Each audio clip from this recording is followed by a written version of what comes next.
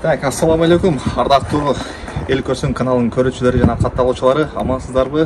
Бүгүн биз сиздерге Москва шаарындагы фито бочканы тартып көрсөтүп бермекчибиз. Андыктан бизден алыспай туруңуздар. Жүрүңүздөр туугандар. Кененирээк маалыматтарды ичкеридеги адистерден алып берели туугандар сиздер үчүн. Жүрүңүздөр.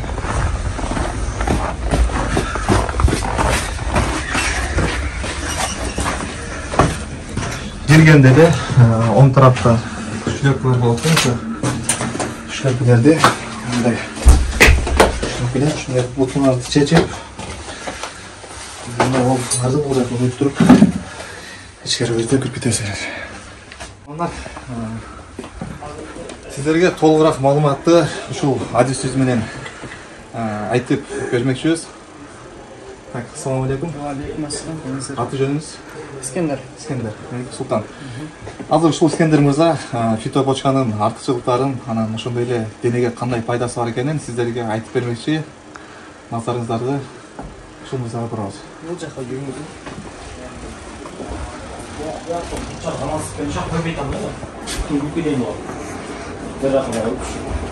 Бул фито бочка негизи Япониядан келген нерсе. Орустар ушундай жыгачтан болуп ойлоп табышкан. Бул суукка, муундарга, иммунитетке, вес гонять этиш үчүн спортсмендерге, анан простатитке ошол жактарга аябай пайдалуу. Көп эң негизги максаты бул суук чыгарыш. Суук чыгарыш, а? Суук чыгарыш эле, ооба. Бул жакта клиенттериз отурат го.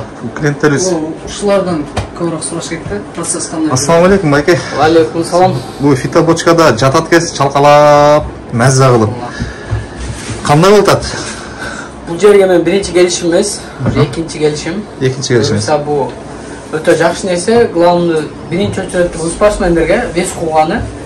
Анан бул жерде вес кууган эле эмес, башка бул ден соолукка деле пайдалуу нерселер бар. Бул бочканын өзү эле эмес, массаждар бар, анан кийинки нерселер асал тоже там бал менен сүкөп ошондой кылат, бал менен тоже. Кейле мусулман бир туугандарым азыр өтө сылыкта, эшикте суук болуп атат. Ошо байланыштуу бул ден соолугуңарды келгичине чындап кеткиле. Мынакей, бул жерде дагы бир адисибиз турат. Ушул эки клиентти карап атат. Эң өзгөчөлүгү баш чыгып турат да. Баш чыгып турат. Баш чыгып, кенен 50 градус. Ошондо дым чыгып калбайт да, мындай ысык, мындай болбойт башына. Нагрузка болбойт экен да. Нагрузка болбойт. Сиз айта кетпейсизби? Бул чай бул эмне бул? Чай. Бул дары чайбы кандай чай? Обычный чайбы? Жок, бул чай. Дары чөптөрдөн бул кийик отунан, Чай бул давление негизи түшүрөт. давление түшүрөт, Адам бул жердин ичинде отурганда давление көтөрүлөт, 10-15 мүнөттөн кийин атайын ичирет, ушул давление было в норме. Норма Кыйналып болчу. кетпеш үчүн, баш айланбаш үчүн. Дагы кийинки жактар кайсы болуп калат? Кийинки этабы. Биринчи процедура бочкадан чыгышат, экинчиси отурушат.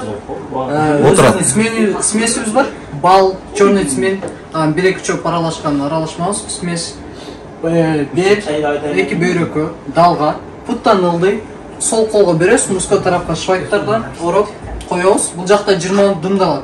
Ошондо бул чалкасынан жатат да ушул жерге, ошондо. Ооба. Или Нет, чалкасынан жатат. Чалкасынан жатат. Бул жакта 20 жакшы тердеп чыгат, любой адам. Анан бул жакка душа кирет, душтан кийин анан массаж болот бүт денеге. бүт денеге массаж кылат.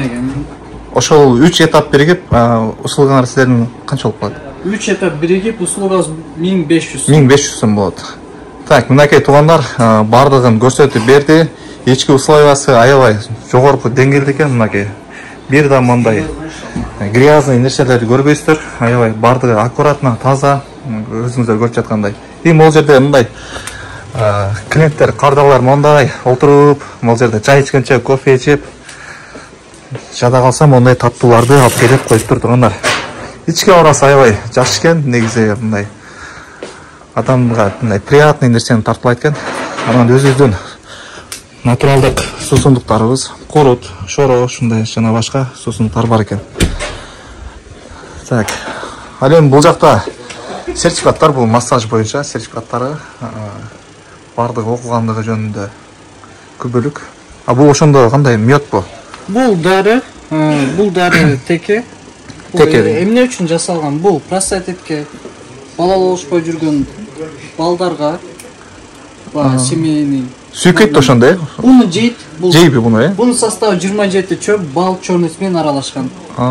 Сделано в Турции. Кыргызстан менен Турция экөө биригип жасайт муну. Туугандар. Производство Турция. Ачыкпы? Али бала албай атам дегендер бар го. Мунун алып. Буну кандай бир күндө 3 малбы? Бул бир күндө 1 мал. После ужина обязательно. Бул курсак ток болуш керек, курсак ач болсо давлениени эме кылып көтөрүрөбү? Ооба. Бул курсак ток жеш керек. Бул эч кандай баягындай поделкасы да эмес, самопал эмес. Бул чисто оригинал экен. Бунун баасы канча бирөөсү? Бунун баасы 1500 сом. Бирөөсү. Оригинал менен неоригинал бир эле айырмасы бар, мына жерде штамп болот. Печать. Печать, печаттын болот айырмасы. Печатты кандай айырмасы кандай болот? Хэптна. Ушу печать болот. Ушул печаты менен айырмаланып турат оригиналга. Ооба. Дагы мунду дагы эле башка дар чөптөрүнгө турат. Бул кандай бул? Булар шам аялдар үчүн. Сенол деген дары бар, арыкташ үчүн. Болбу? Ооба. Бул деген. Алсаңыз. Бул ошондо вести чүрүп берет, Бул вес чүрөт, ооба. Бул деле 1,5 миң. Бул 800 сом. Бул 800. Такси человек, который ведет неактивный образ жизни, ошол үчүн эме кылган. Мисалы үчүн таксист, там охранник или супермаркетте отурабы, кассада, неважно.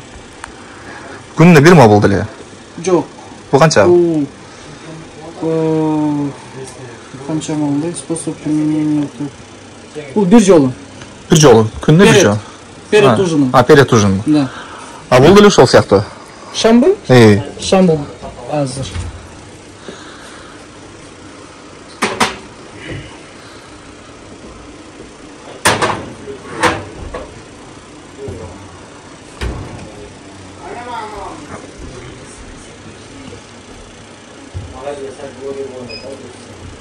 Буну бир күндө 2 мал. Утром курсак ач. Курсак ач малга. Курсак ач ичке, кечиндеси после еды. После еды. 2 мал. 2 мал. Бул ошондо эмнеге жардам болуп калат? Аялдарга. Аялдар. Мо черный тюмен дегенде отурат да, бул жерде. Черный тюмен деген ошондой бир. Черный тюмендин майы бар го. Көп адам майын ичкенде неприятно болот адамгачы. Бул атайын бал менен, таза бал менен черный тюмен майы менен жасалган. Аралашып жасалган. Паста деп коюп, черный тюмен пастасы деп. Буну жегенде приятно болот да. Ошон үчүн ушундай болуп чыгарылган. Чтоб когда человеку неприятно было, и вот это попробовал, и было приятно. Буну ошо неприятный болуп атканда жеш керек экен, ошондой. Ошондо бир чай кашык деле жеп коет, болду. Дагы бул жакта ошондой бир дары чөптөр, чайлар турат. Булар дагы бир сыйра айтып кетсеңер. Булар мынан өдөсү бизге карайт.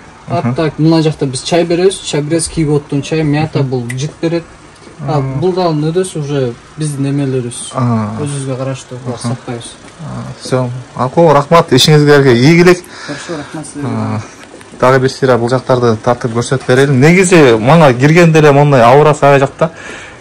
Туугандар, бүүнөсүн айта кетейин. Келгенде постоянночу бул жака баягындай больница болобу, же чайкана болобу, эң негизгиси төйлө сапаты, анан тазалыгы. Келгенде мына ушул жигиттер сиздерди жылмайы менен ар дайым тосуп алат, кучак жайып, сиздерге ушундай сууга өтүп кеткен денеңиздерди калыбына келтирип, мына ушундай массаждар менен жасап, сонун кылып эс алдырып кетип тургандар. Бул азыр мен кубекенин бөйрөгүнө, белине, анан далына шабадым. Азыр мен тизеден мындай шабатам. Азыр жаткызамдан пакетке ороп коем. Артына дагы сүйкөлгөн. Бул азыр даярдалган смесь да ошондо? Ооба. Бунун ичинде азыр нелер бар эми составында? Бул составында 2 чөп, черный тюмен, анан эме бар. Бал бар. Бал бар. Буну аз сүйкөгөндөн кийин мындай денени дагы кызытат да ошондой. Денени кызытат. Бул максаты адам, мисалы үчүн бочкада отурганда адам кыйналат да, карасаңчы. Бул жерде хоть жарым саат жатсаң, адам кыйналбайт, бирок тердей берет. Тердей берет. Эң чоң плюсу. Мынакей туугандар, карагылачы. Мына ушундай болгон. пакеттерди ородум бүт денеге.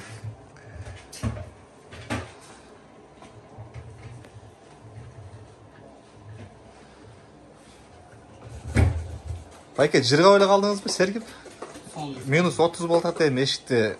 Ушинтип эс алып кетиш керек да, туурабы? Иштеп эле жүрө берип, монтип дем алганда билиш керек да, туугандар.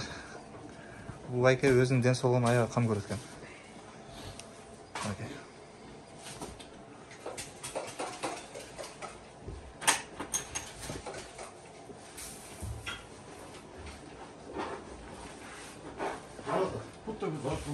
Мындай көрө атасыңар туугандар. Жумуштун жүрүшү кандай оролгондорун да көрдүңөр өзүңөр.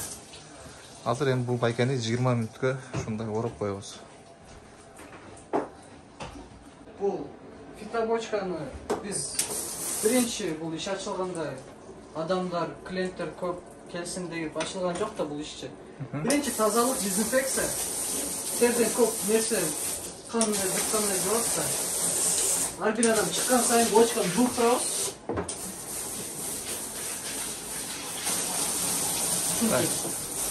Ушундай напор суу менен чачып, тазалап, жууп, ушундай кыласыңар, а? Ооба, ар бир адам чыккан сайын.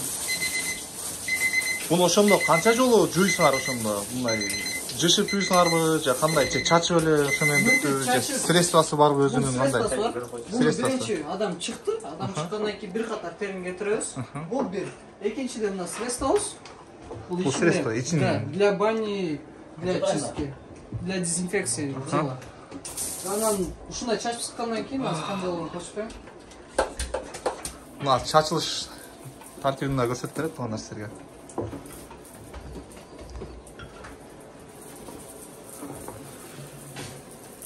Бул ичиндеги микробактерияларды өлтүрөт ошондой да. Ооба, албетте. Ушинтип жуйбуз ар бир адамдан кийин. Кечиндеси жабыларда ар бир отуруштар чыгарабыз дагы жышып жуйбуз. Молар да, э? Ооба. 3 бөлүктөн экен ошондой. Бул биринчиси, экинчиси, үчүнчүсү. Жан башта отурган отуручу, далы. Мынакей туугандар. Баягы фитобочкага келелик туугандар, мынакей. Фитобочканын кандай экенин көрдүңүздөр, эми мындай көрүп эле тим койбостон ушинтип келип өзүңүздөрдүн денеңиздерге кам көрүп кетиңиздер туугандар. Бул эми мунун негизги иши денедеги суукту чыгарыш да, туурабы? Баягы буту ысыбай аткан, кол ысыбай аткан, денеси ысыбай аткандарга. Албетте ошол.